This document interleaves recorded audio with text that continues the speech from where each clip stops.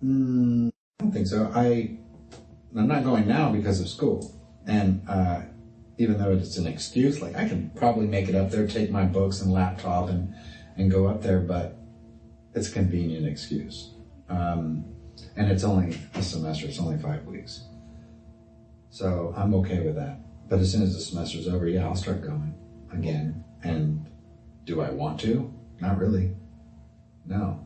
I don't like seeing him like that. He's making no progress, you know what I mean? And every time I go up there, it's just really, really frustrating.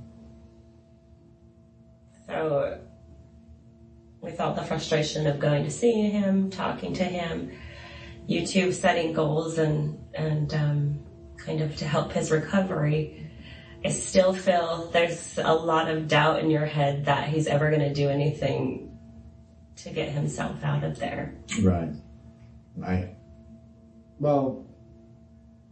I just think it's a step process. He needs to stop. He needs to get off the medications. And we talked about how he can do that. And I told him on the phone, he goes, okay, well, I'll talk to the doctor about, starting to stop these medications. And I go, you can do that already. You have breakthrough pain meds that you ask for twice a day. Stop asking. It will cut your meds in half.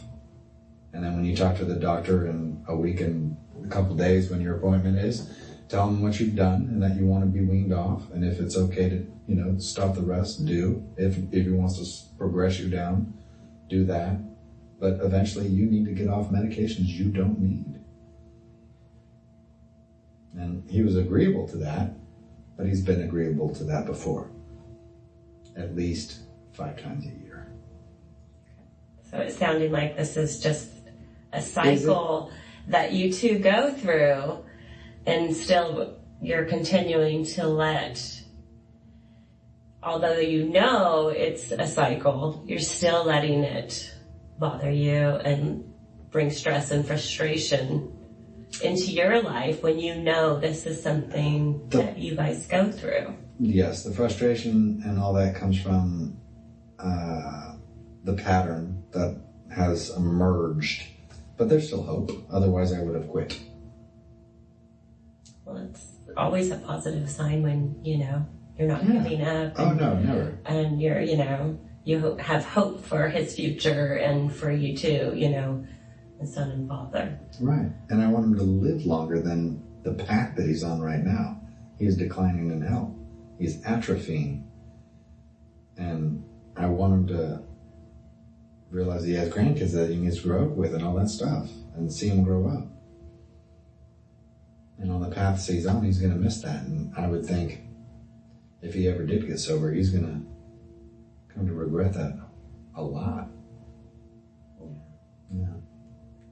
Well, it sounds like, it was a better thing today because you had a good conversation with him. Mm-hmm. We didn't get to go into a little bit of your mother. You did talk to your mother today. And she was helping you out with your father by calling him. And it sounded like because you and your father made progress by planning, that it kind of kept your stress levels down a little bit today, that you're on the lower spectrum of feeling it. Although I know when we talked before, you handle a lot of certain situations,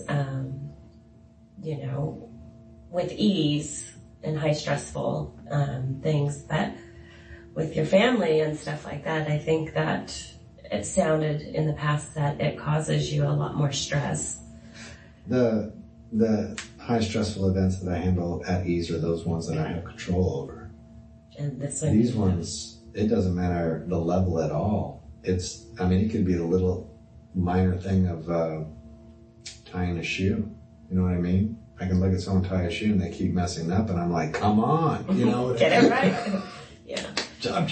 So being that you have no control over your father's health or his motivation to, go through rehabilitation to come home, you have no control over what he does.